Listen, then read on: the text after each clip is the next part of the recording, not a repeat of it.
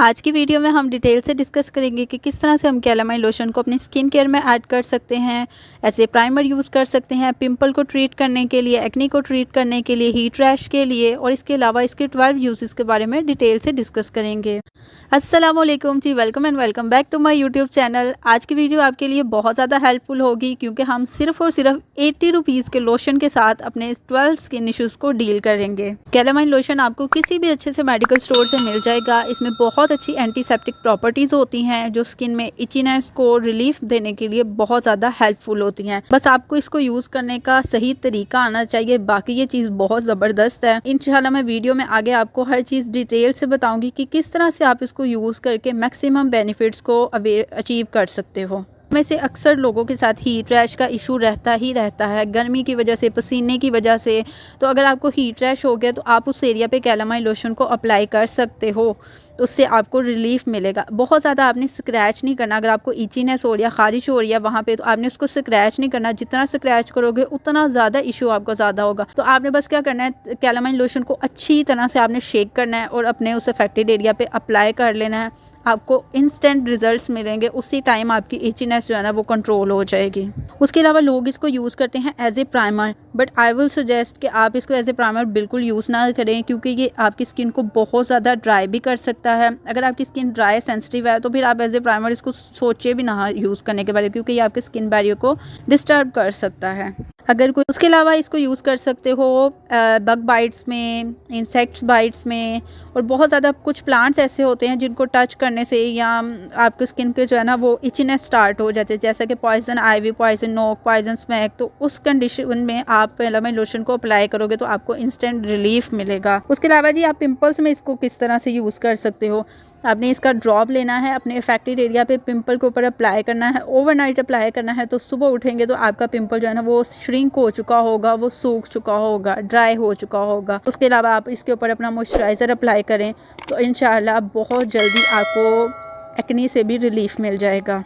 Basically ये acne को treat नहीं करता, ये एक्ने को ड्राई कर देता है, और जब एक्ने ये ड्राई हो जाएगी उसके बाद उसके ऊपर आप कोई भी मेडिसिन अप्लाई कर सकते हो। मैं अपना पर्सनल एक्सपीरियंस शेयर करूँ तो मेरी नोज़ पे समटाइम बहुत ज़्यादा एलर्जी हो जाती है, बहुत ख़ारिश होने लग जाती है। फिर उसके अलावा मेरे पाँव पे अक्सर ख़ारिश होने लग जाती है, तो उसके ज़्यादा स्क्रैच करने से बेहतर है मैं उसके ऊपर कैलामाइन लोशन अप्लाई करती हूँ और मुझे इंस्टेंटली उसी वक्त मेरी ख़ारिश जो है ना वो रुक जाती है।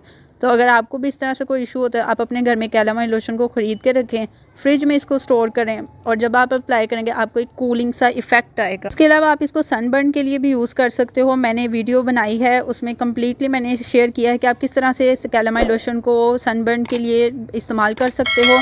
वीडियो डिस्क्रिप्शन में भी लिंक ऐड कर दूँगी, आई बटन पर भी ऐड करूँगी, तो वीडियो को लाजमी देखिएगा। उसमें मैंने डिटेल से और भी चीज़ें शेयर की हैं कि सनबर्न को ट्रीट किस तरह से कर सकते हो आप घर पे ही। कैलामाइन लोशन को आप एक्जिमा में भी यूज़ कर सकते हो, चिकन पॉक्स में भी यूज़ कर सकते हो, इंसेक्ट्स बाइट्स में यूज़ कर सकते हो। स्कैबीज इचीनेस होती है, उसमें छोटे छोटे से आपकी स्किन पे ना ऐसे इनविजिबल कीड़े होते हैं जो नज़र नहीं आते, बहुत ज़्यादा ख़ारिश होती है, जिनको स्कैबीज का इशू होता है, वहाँ पे भी अप्लाई करोगे तो आपकी ख़ारिश जो है वो ख़त्म हो जाएगी, कम हो जाएगी।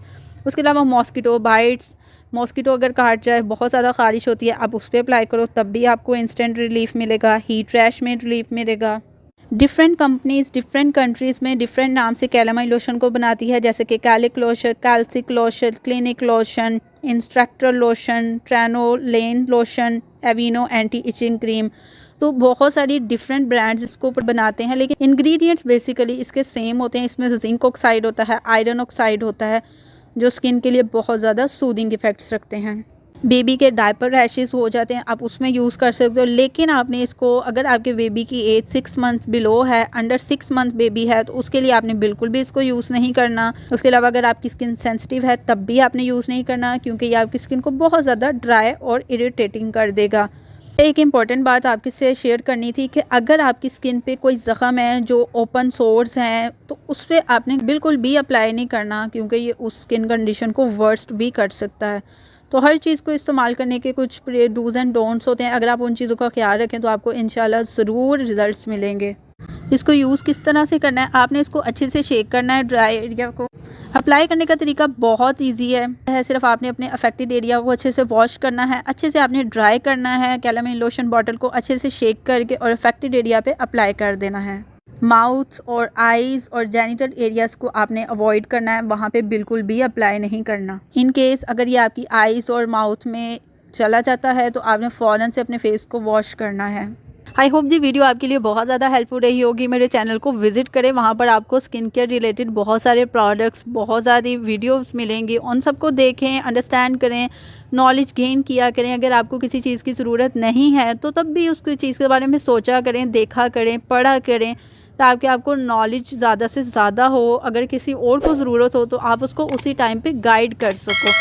आई होप कि वीडियो आपके लिए बहुत ज़्यादा हेल्पफुल रही होगी। वीडियो को लाइक करें, मेरे चैनल को सब्सक्राइब करें। मैं बहुत मेहनत से आपके लिए वीडियोस बनाती हूँ। मिलते हैं नेक्स्ट वीडियो में, तब तक के लिए अल्लाह हाफिज़।